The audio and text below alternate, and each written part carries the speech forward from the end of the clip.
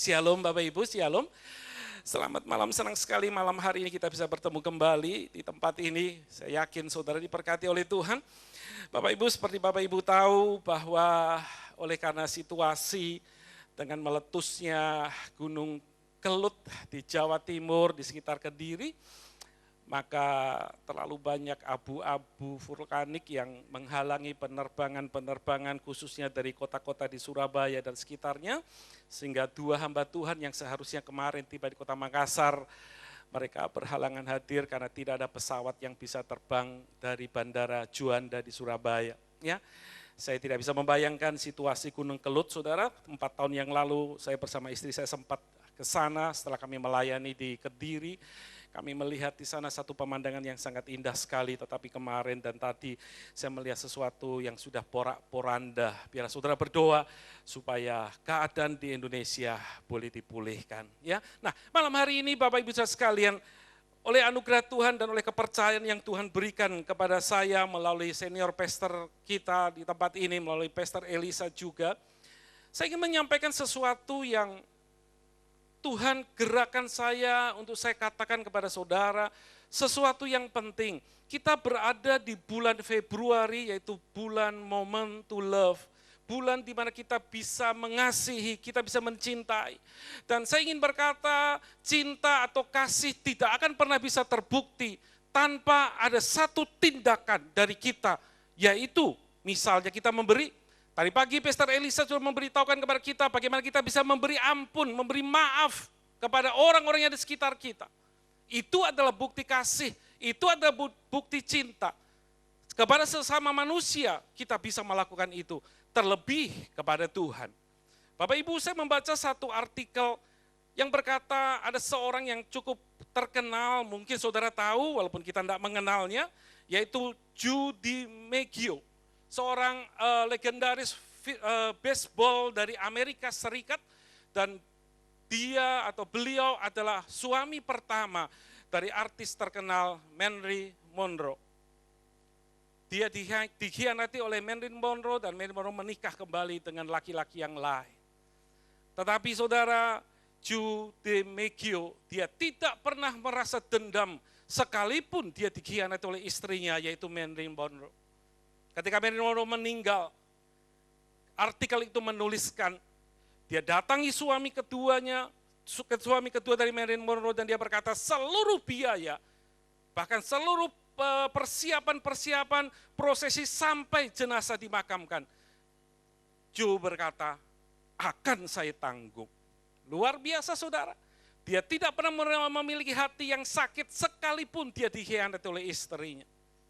Bahkan apa yang terjadi saudara, artikel itu menuliskan, selama kurang lebih 20 tahun lamanya, setiap minggu 3 kali Joe datang ke makam mantan istrinya dengan membawa 20 tangkai bunga mawar diletakkan di makam itu. Tidak ada sedikit pun rasa sakit hati, tidak ada sedikit pun rasa dendam, tidak ada sedikit pun rasa dia merasa dikhianati oleh mantan istrinya. Dia melakukan itu karena dia mengasihi istrinya Marilyn Monroe. Itu manusia. Bagaimana sekarang dengan kita? Sebagai anak-anak Tuhan, kita tahu Tuhan sudah mati di atas kayu salib. Dia menebus dosa saudara dan saya, kita yang seharusnya binasa, kita yang seharusnya mati. Tetapi oleh karena kasih karunia Tuhan, saudara dan saya boleh dihidupkan kembali. Kita boleh menikmati hidup seperti pada malam hari ini. Pertanyaan saya, kalau Bapak Ibu berkata aku mengasihi Tuhan seperti pujian tadi, kalau aku mencintai Tuhan, di bulan yang indah ini, di bulan Moment to Love, saya ingin bertanya kepada saudara, apa yang saudara sudah berikan, apa yang saya sudah berikan kepada Tuhan? Dan saya ingin berkata, saudara boleh berkata dengan mudah, saya akan berikan ini, saya akan berikan itu, saya akan berikan ini, saya akan berikan itu. Dengan mudah saudara berkata. Tetapi kita akan belajar sebentar, ada sesuatu yang sangat-sangat sulit kalau saudara tidak betul-betul di dalam Tuhan. Saudara tidak akan bisa untuk melakukannya. Apa yang saya maksudkan? Yang saya maksudkan adalah kita akan belajar dari kehidupan seorang bapak orang percaya. Saya yakin Bapak Ibu tahu kisah ini dalam Kejadian pasal 22 ayat pertama sampai ayat yang ke-9. Saya akan baca nanti beberapa ayat yang menjadi dasar, saya tidak akan membaca secara keseluruhan. Tetapi kita akan melihat dan Bapak Ibu tahu tentang kebenaran firman Tuhan ini tentang Abraham diminta untuk mempersembahkan Ishak putra tunggalnya kepada Tuhan dan Abraham lakukan itu. Pertanyaan saya, apa yang mendasari Abraham sehingga Abraham berani untuk mengambil putra tunggalnya dan membawanya sendiri ke satu tempat yang Allah sudah tentukan, yang Yahweh sudah tentukan buat dia? Bahkan Alkitab menuliskan Abraham sempat sudah membaringkan Ishak dan mengikat dia di mezbah bakaran. Dan saya ingin berkata itulah pemberian yang terindah yang Abraham lakukan untuk Yahweh. Kalau Bapak Ibu dengar tadi pagi, salah satu pesan dari senior pastor kita melalui pastor Elisa, dikatakan bahwa hadiah dan pemberian yang terbaik kepada Yahweh, kepada Tuhan kita, adalah percaya dan taat. Sekali lagi, bukan berarti Tuhan tidak membutuhkan uang, hidup, dan tenaga, pemikiran kita, bukan sekedar itu. Tetapi senior pastor kita berkata bahwa pemberian dan hadiah yang terbaik yang boleh Bapak, Ibu, dan saya berikan kepada Tuhan adalah ketika kita percaya dan kita taat terhadap semua perintah Tuhan. Dan kita akan belajar dari seorang yang bernama Abraham. Mari kita baca di Kejadian pasal 22 ayat yang pertama dan ayat yang kedua lebih dahulu. Kejadian pasal yang pertama. Kejadian pasal 22 ayat yang pertama dan ayat yang kedua berkata demikian. Setelah semuanya itu Yahweh mencoba Abraham. Ia berfirman kepadanya, Abraham, lalu sahutnya, ya Tuhan, firman-Nya, ambillah anakmu yang tunggal itu, yang engkau kasih yaitu Ishak, pergi ke tanah Moria dan persembahkanlah dia di sana sebagai korban bakaran pada salah satu gunung yang akan kukatakan kepadamu. Bapak Ibu, dasar pertama sehingga Abraham boleh percaya dan taat untuk mendengar suara Tuhan adalah Abraham betul-betul mengerti, mengenal, dan tahu bahwa itu adalah Yahweh-Nya yang memanggil. Sehingga pada ayat yang pertama ketika Yahweh memanggil Abraham, respon Abraham yang pertama adalah, ya Tuhan. Abraham tidak bingung, saudara. Abraham tidak terkejut, Abraham tidak takut. Tetapi respon itu langsung menunjukkan Abraham berkata, ya Tuhan. Bapak Ibu ingat, hamba Tuhan yang minggu lalu menyampaikan firman Tuhan di tempat ini. Kita tidak sekedar harus tahu, cuman tahu kepada Tuhan. Kita tidak boleh sekedar tahu Yahweh itu siapa. Kurang, saudara. Tetapi beliau berkata kita harus mengenal beliau. Sehingga ketika kita mengenal beliau, kita mengenal Yahweh, kita tahu bahwa itu suara Yahweh. Coba ini dasar yang pertama yang kita akan lihat. Coba kita bandingkan Bapak Ibu saudara sekalian dengan apa yang terjadi dalam kitab Kejadian pasal yang pertama, pasal yang kedua, pasal yang ketiga ketika Adam dan Hawa jatuh dalam dosa. Hal yang sama, Alkitab menuliskan Yahweh turun dari surga melalui angin yang sepoi-sepoi. Dan saat itu Yahweh berteriak, Adam, Adam, di manakah engkau? Adam tahu dan Adam mengenal suara Yahweh. Tetapi saat itu ada respon yang beda antara Adam dengan Abraham. Ketika Abraham dipanggil oleh Yahweh, Abraham berkata, ya Tuhan. Tetapi ketika Yahweh memanggil Adam, Adam menjawab, aku di sini Tuhan, aku sembunyi karena aku telanjang. Bapak Ibu, respon kita terhadap Yahweh, respon kita terhadap Tuhan, itu yang menentukan hati kita untuk kita bisa memberi yang terbaik kepada Tuhan. Kalau kita berkata, aku mencintai Tuhan. Dan kalau kita tidak mengenal Dia, kita tidak pernah tahu dan tidak pernah mendengar suaranya dengan baik, kita nggak akan bisa berbuat apa-apa, Bapak Ibu saudara sekalian. Contoh dalam 1 Samuel pasal 3 ayat 3-10. Ketika Tuhan memanggil Samuel, 3 kali Tuhan memanggil Samuel, Samuel, Samuel. Dan 3 kali Samuel datang ke Imam Eli, dia bertanya, Bapak, apakah Bapak memanggil saya? Samuel waktu itu belum bisa memberikan sesuatu kepada Yahweh-nya. Karena dia tidak mengenal siapa Yahweh. Dia tidak mengenal siapa Tuhan. Dan contoh satu lagi yang terakhir dalam perjanjian baru. Ketika Tuhan datang kepada Saulus dalam kisah para rasul pasal 9 ayat 4 sampai ayat 5. Ketika Tuhan berkata, Saulus, Saulus, mengapa engkau menganiaya aku? Saulus juga bertanya, siapa engkau Tuhan? Waktu itu Saulus tidak bisa memberikan apa-apa kepada Tuhan. Tetapi Bapak Ibu lihat, setelah Samuel mengenal bahwa itu adalah suara Yahweh-nya, setelah Saulus mengenal bahwa itu adalah suara Elohim, Bapak Ibu boleh melihat, mereka boleh memberikan yang terbaik kepada Tuhan. Sebab itu malam hari ini dasar untuk kita bisa memberikan kepada Yahweh kita. Dasar untuk kita bisa memberikan sesuatu yang terbaik untuk membuktikan bahwa aku mencintai Tuhan, aku mengasihi Tuhan, adalah bagaimana respon kita terhadap setiap firman Tuhan yang Tuhan berikan buat kita. Apa reaksi kita ketika kita mendengar suara Tuhan dan kita belajar dari Abraham pada sore hari ini, malam hari ini Bapak Ibu sekalian. Ketika Abraham dipanggil oleh Yahweh dalam Kejadian pasal 22, panggilan yang sama pernah terjadi dalam kitab Kejadian pasal yang ke-12. Cuma ada satu perbedaan. Bapak Ibu perhatikan, kita akan belajar betul-betul dari Abraham. Supaya hari ini kita boleh memberikan sesuatu yang terbaik buat Tuhan kita. Sebelum minggu depan kita akan mengakhiri dan kita akan menutup Moment to Love ini. Hari ini kita akan belajar bahwa Abraham bisa memberikan yang terbaik. Dan kita pun akan bisa belajar dari beliau malam hari ini. Sekali lagi dalam Kejadian pasal 12, ketika Abraham untuk pertama kali dipanggil oleh Yahweh untuk keluar dari Ur Kasdim. Ingat, waktu itu Yahweh berjanji, Abraham, kamu keluar, tinggalkan kotamu, tinggalkan sanak saudaramu. Salah satu janji Tuhan, Yahweh berkata, aku akan menjadikan engkau bangsa yang besar. Keturunanmu akan banyak seperti banyaknya bintang di langit dan seperti banyaknya pasir di pinggir pantai.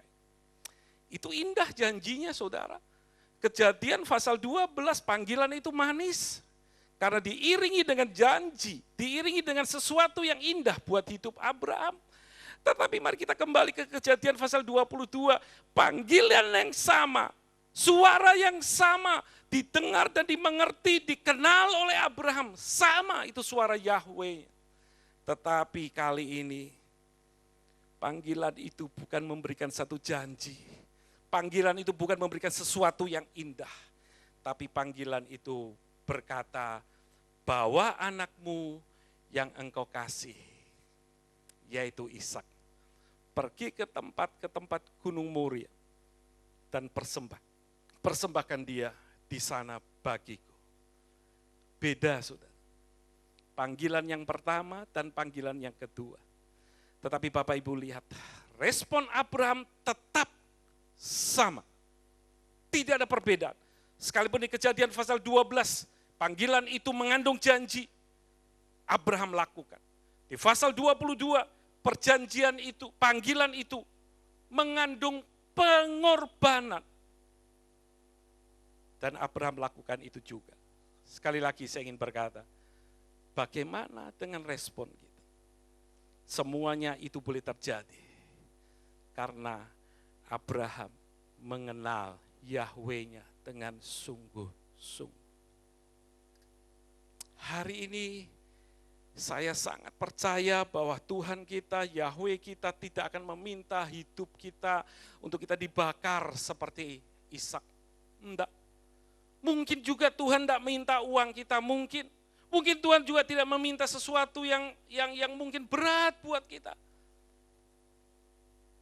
Tetapi ada sesuatu yang Tuhan tuliskan dalam Roma pasal 12 ayat yang pertama.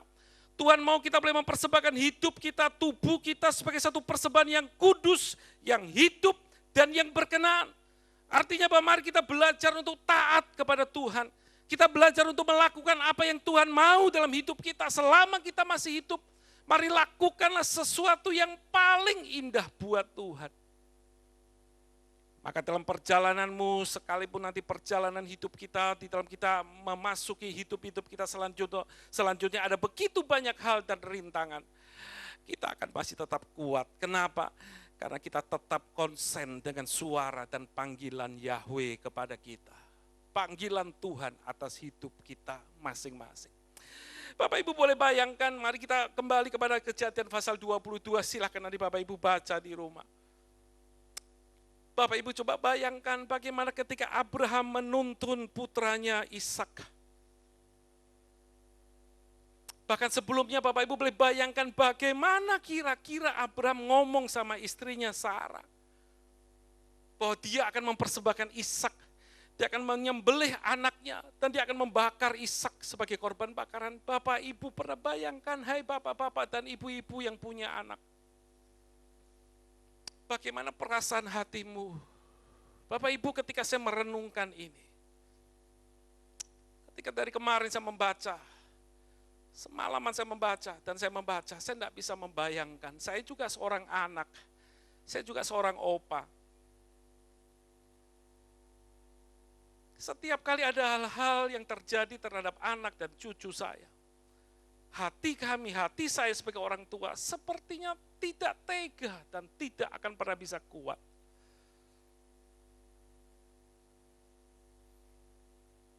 Tahun lalu, ketika saya sebentar pelayanan di kota Semarang, tiba-tiba saya dapat telepon dari kantor anak saya yang laki-laki di Surabaya kerja. Mereka berkata, Pak, Bapak jangan terkejut. Saya bilang, kenapa? Anak Bapak, kebetulan anak saya namanya Otnil ada di rumah sakit dan tidak sadar diri. Saya cukup kaget, ada di mana?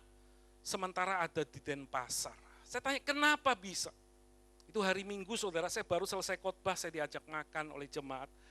Di restoran itu telepon saya dan saya berkata, kenapa bisa? Kemudian dia berkata, singkat cerita Pak, mereka berlibur dengan kantor. Dan mereka pergi ke pantai Kuta, ke pantai Nusa Dua. Dan mereka semuanya diving, menyelam. Dan itu peristiwa yang pertama kali dilakukan oleh anak saya. Saya tidak tahu ceritanya bagaimana, tapi singkat cerita katanya anak saya pingsan di dalam air. Saudara tahu 2 hari anak saya tidak sadar di rumah sakit. Saya masih ada pelayanan sore, saya kemudian telepon beberapa travel, bisakah saya bisa terbang dari Semarang ke Denpasar saat itu.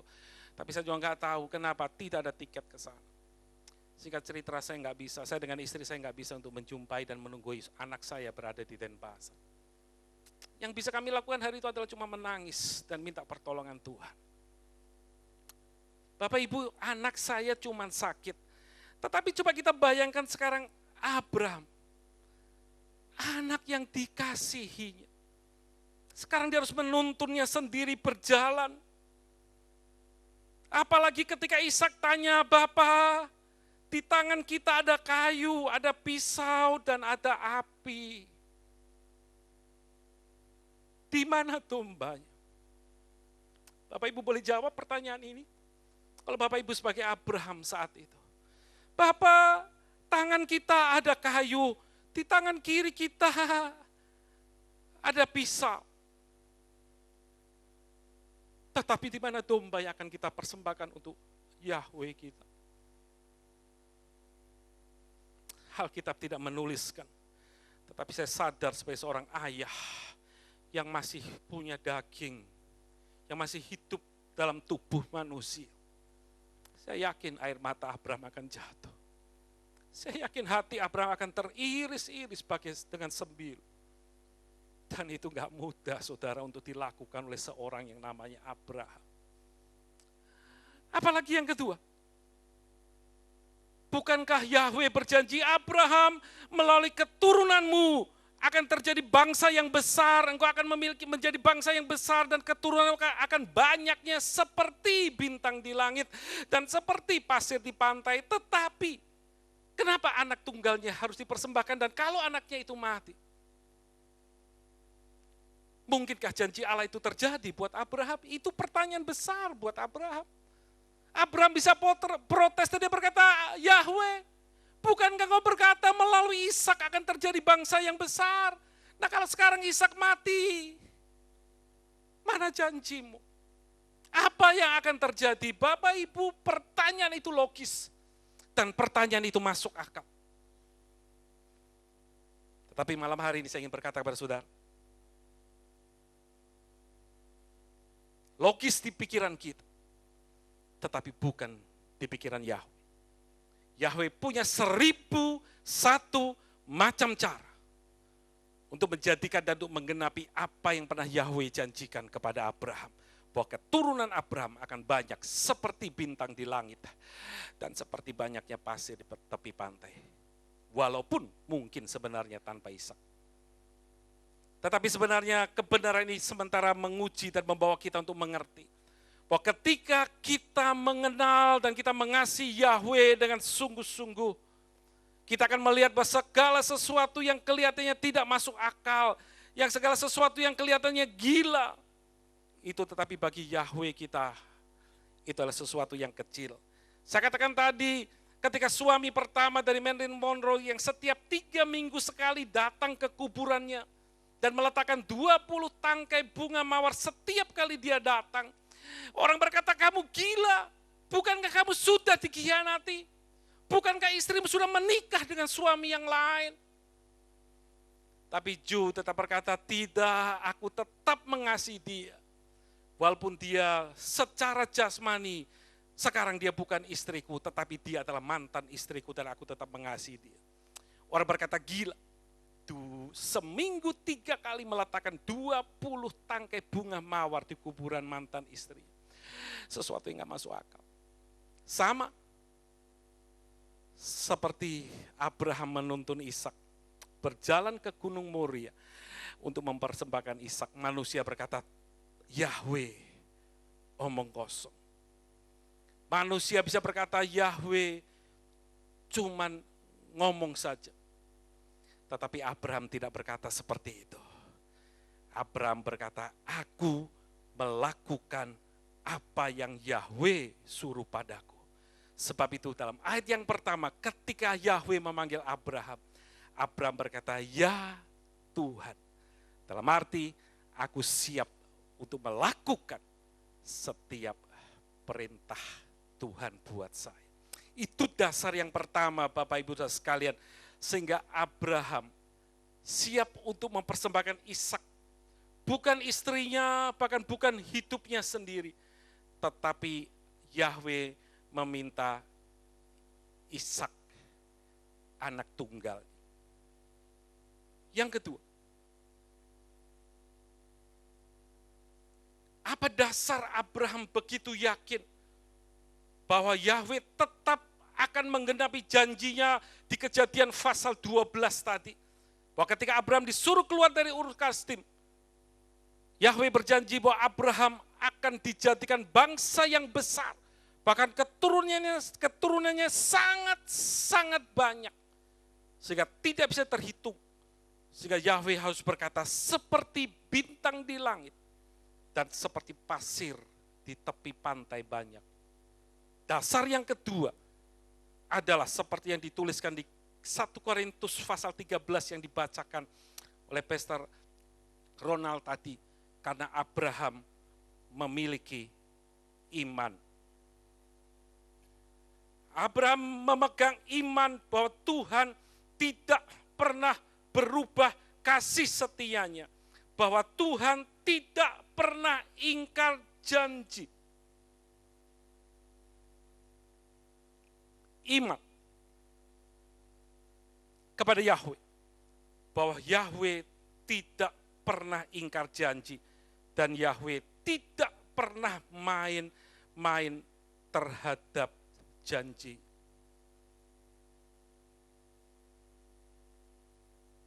Pertanyaan saya, seberapa banyak Bapak Ibu masih punya iman kepada Tuhan gitu? ketika Tuhan meminta sesuatu kepada kita, ketika Tuhan menginginkan sesuatu dari hidup kita, ketika Tuhan menginginkan sesuatu yang kita miliki, sekalipun itu adalah sesuatu yang betul-betul sangat berharga dan sangat berarti bagi kita. Saya ingin bertanya kepada Bapak Ibu, masihkah kita punya iman bahwa Tuhan yang kita sembah, Tuhan yang meminta sesuatu dari hidup kita, Dia tidak pernah ingkar janji dan Dia tidak pernah main-main. Abraham boleh berpikir bahwa sebenarnya kelihatannya Tuhannya itu main-main. Di pasal 12 dia berjanji akan menjadikan aku bangsa yang besar melalui keturunanku Ishak. Tetapi kenapa di pasal 22 sekarang dia minta Ishak untuk dipersembahkan, untuk disembelih dan dibakar sebagai korban bakaran? Bisa, saudara. Tetapi Abraham tetap dengan iman, dia berkata, aku tidak pernah lupa. Dan aku tetap percaya bahwa Tuhan tidak berubah kasih setianya. Dan dia tidak pernah ingkar janji dan dia tidak main-main. Bapak Ibu boleh catat, sebab itu di Ibrani pasal 11 ayat 17 dan ayat 18 menuliskan itu dengan jelas. Oleh karena iman, Abraham mempersembahkan Ishak sebagai korban bakar. Ternyata bukan cuma iman Bapak Ibu. Yang kedua, Abraham masih punya pengharapan. Dari iman tadi akan turun satu pengharapan. Dengan kata lain, jika ini berkata, Abraham punya pengharapan dan dia yakin kalaupun hari itu Ishak mati. Sekali lagi, Abraham masih punya pengharapan kalaupun hari itu Ishak mati.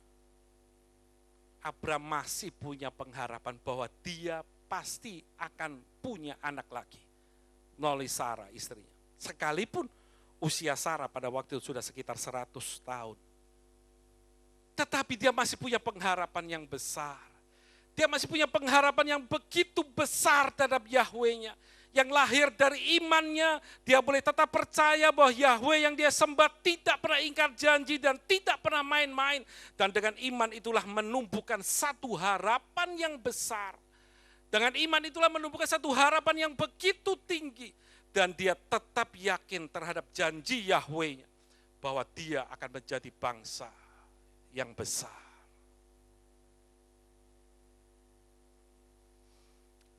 Hari-hari ini, di tengah-tengah situasi dan keadaan yang terjadi di negara kita, masihkah kita menaruh setitik harapan bahwa bangsa dan negara kita akan baik oleh karena Tuhan?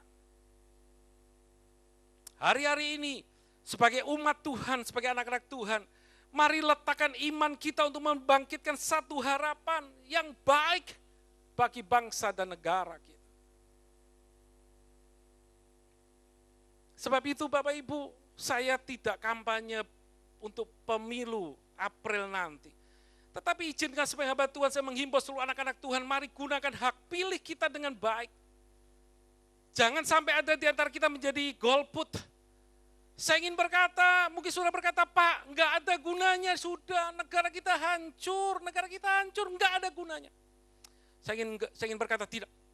Mari letakkan imanmu kepada Tuhan untuk tetap bisa membangkitkan satu harapan bahwa bangsa kita akan bangkit kembali. Bangsa kita akan kembali untuk baik dan jadi lebih baik, saudara. Tetapi sekali lagi diperlukan iman untuk membangkitkan harapan kita. Seperti Abraham, dia tetap percaya, dia tetap yakin Yahweh-nya tidak ingkar janji, sehingga dengan iman itu dia punya pengharapan bahwa apapun yang terjadi Yahweh pasti tetap akan memberikan kepada dia apa yang dia butuhkan. Dan yang terakhir, yang ketiga, dasar apa yang membuat Abraham begitu yakin?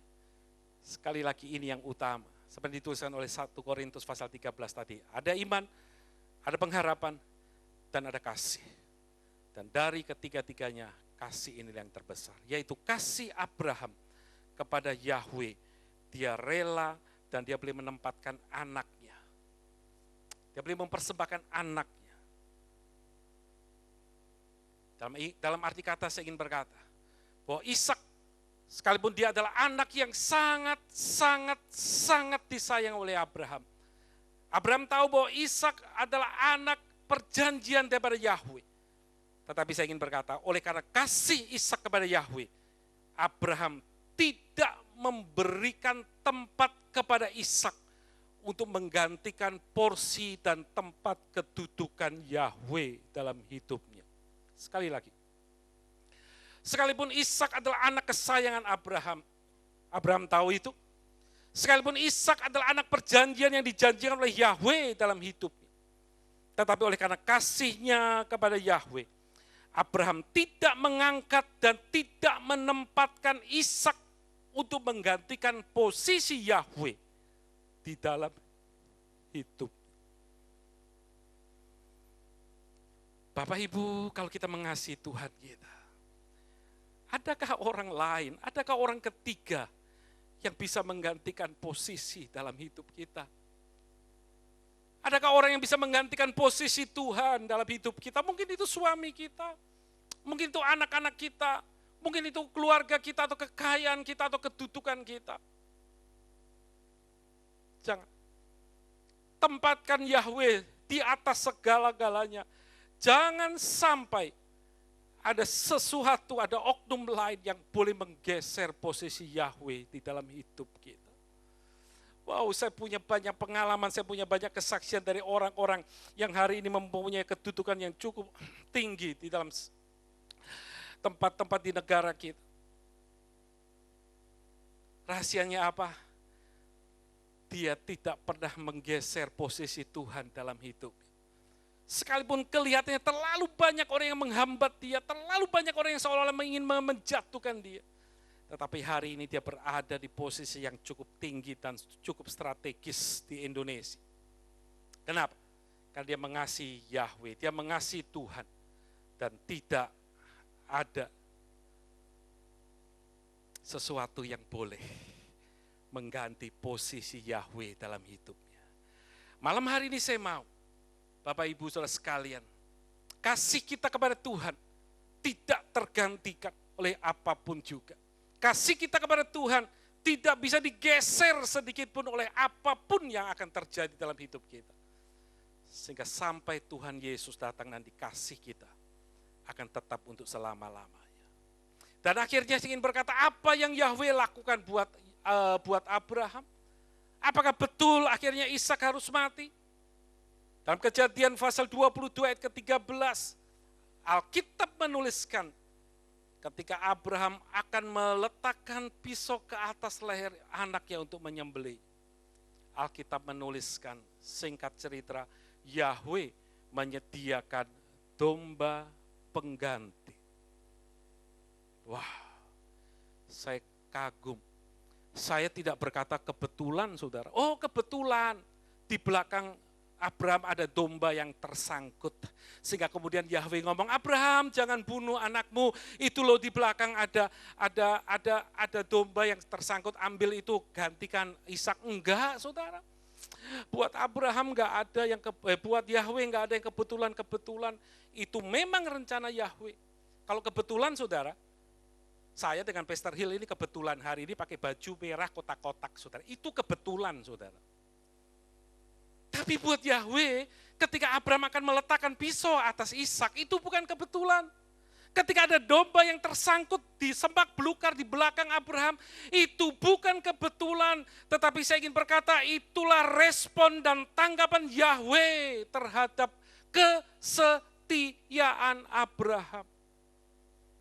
Itulah bentuk penghargaan Yahweh terhadap Abraham. Bahwa Abraham tidak pernah meragukan janji Tuhan. Bahwa Abraham meresponi positif. Akan apa yang Yahweh katakan kepada Abraham. Sebab itu, Bapak Ibu, saya ingin berkata ketika Bapak Ibu akan memberikan sebagai bentuk kasih kita kepada Yahweh, jangan pernah berpikir aku akan rugi, aku akan kehilangan, aku akan tidak punya apa-apa. Tidak akan pernah terjadi. Karena Yahweh berjanji, Yahweh akan menyediakan penggantinya. Dan itu terbukti ketika Abraham akan meletakkan pisau atas putra. Dengan lain kata saya ingin berkata, Yahweh tidak akan pernah membuat Bapak Ibu menjadi bangkrut ketika engkau memberikan sesuatu kepada dia. Tetapi sebaliknya, Yahweh akan menyediakan yang terbaik buat hidupmu. Sebab itu kesimpulan saya pada malam hari ini, ada 3 hal yang ingin saya katakan. Yang pertama adalah, responi setiap suara Tuhan. Kenali suara Tuhan dengan baik. Dengan saudara deep, saudara tiap hari bersekutu dengan Tuhan, saudara akan tahu bahwa itu Tuhan. Saudara akan seperti Petrus dan teman-temannya ketika Tuhan Yesus berjalan di atas air setelah mereka makan kenyang, 5.000 orang kenyang makan. Sehingga ketika Tuhan Yesus jalan di atas air, murid-murid berteriak, itu hantu. Enggak lagi saudara. Tetapi saudara boleh mengenali bahwa yang berjalan bersama dengan saudara adalah Yesus. Yang berjalan bersama saudara adalah Tuhan. Responi suara Tuhan dengan baik. Yang kedua, berikan apa yang Tuhan minta dalam hidup kita. Berikan apa yang Tuhan minta dalam hidup kita. Dan jangan pernah ragu akan apa janji Tuhan. Itu yang ketiga. Jangan pernah ragukan janji Tuhan dalam hidup kita. Sekali lagi, karena Tuhan tidak akan pernah membuat saudara menjadi bangkrut. Tuhan tidak akan pernah membuat saudara menjadi miskin. Tetapi sebaliknya, ketika saudara meresponi, ketika saudara memberikan yang terbaik kepada Tuhan, Tuhan akan kembalikan itu berlipat-lipat kali ganda. Saudara percaya itu? Saudara percaya itu? Berikan kemuliaan buat Tuhan. Mari kita semua bangkit berdiri.